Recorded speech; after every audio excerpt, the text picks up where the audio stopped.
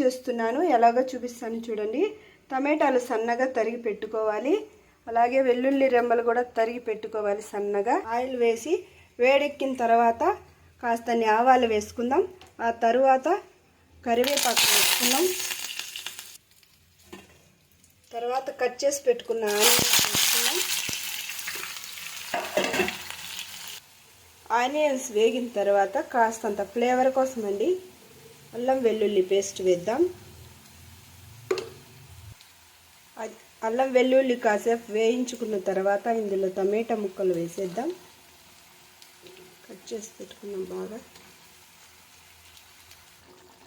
ఇందులో తగినంత ఉప్పు వేసుకుందాం. అలాగే 1 స్పూను కారం పొడి వేసుకుందాం. చిటికెడు పసుపు పొడి కూడా వేసుకుందాం. జీలకర్ర మెంతి పొడి 1 స్పూన్ వేసుకుందాం. కాస్తంత గరం మసాలా కూడా వేసుకుందాం, ఫ్లేవర్ కోసం చాలా బాగుంటుంది.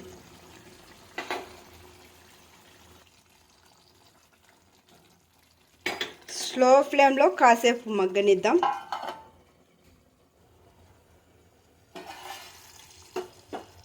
అంతేనండి, టమాటా మిరం రెడీ అయిపోయింది.